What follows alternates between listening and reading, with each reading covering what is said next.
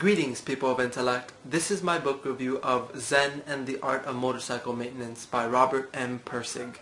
This has been a book that was recommended to me by two separate individuals that are very close to me, and I wonder if it's because of my fascination with motorcycles or my greater fascination with the understanding of philosophical quandaries.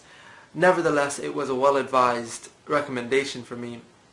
I had to listen to this book 4 times to understand it. The first time I listened to it, I was frustrated, confused, depressed, and upset at myself for not understanding. And the reason that I was depressed is because I saw it merely as a father who's neglecting his son and the son longing for the father he once had. And it wasn't until subsequent listening of the book that I came to understand that this was a autobiographical / philosophical / self-development book, and I like, as I listened to it the third and fourth time especially, it all started making sense. Everything started making sense, and instead of feeling like it was a frustration, I looked forward to listening to the book. I couldn't wait to listen to more of the book, and I was yet depressed again when it ended because I didn't want it to end. That's how good it became once I understood what the context of the entire book was. So in this journey, the narrator, which is Robert M. Pirsig, and his 11-year-old son Chris go on a countrywide journey on motorcycles, and I love the way he starts out the book saying that in a motorcycle you notice things that you would not in a car. You are a part of the picture versus being an observer of the picture, as you would be in a compartmentalized vehicle where everything outside of your window could be nothing more than just TV. So that resonates with me because I also have this feeling of spirituality in my own passion for motorcycles.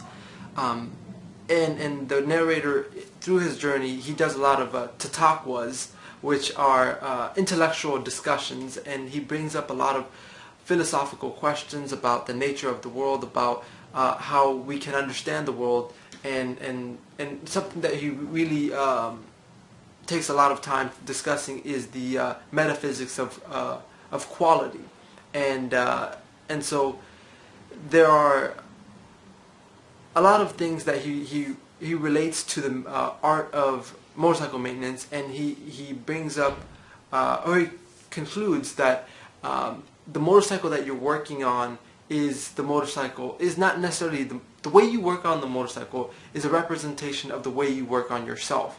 It is the thing that you see out there and the person you see in here are not so much different. They are one and the same, which relates back to the old adage that how you do anything is how you do everything. But there are 3 main takeaways that I came away with from this awesome book. The first being that that it is better to travel than to arrive, meaning enjoy the journey and like consciously acknowledge every step of your journey, not just the end. Second thing is that a world of education without the grading system is a much better reality because it forces the institutions to look at quality, not just a teacher's subjective ability to curve the class average and give the illusion that some students have learned, some students have not learned. So I think that was a really good point. And the third thing that I took away from this book is that common sense is merely the voices of 1,000 ghosts from the past trying to find a place among the living, like the ghosts of Aristotle and scientists from the past. And if we did not carry those on to future generations, we would merely be Neanderthals again, and that's a very awesome thought to have. But this has been a wonderful book.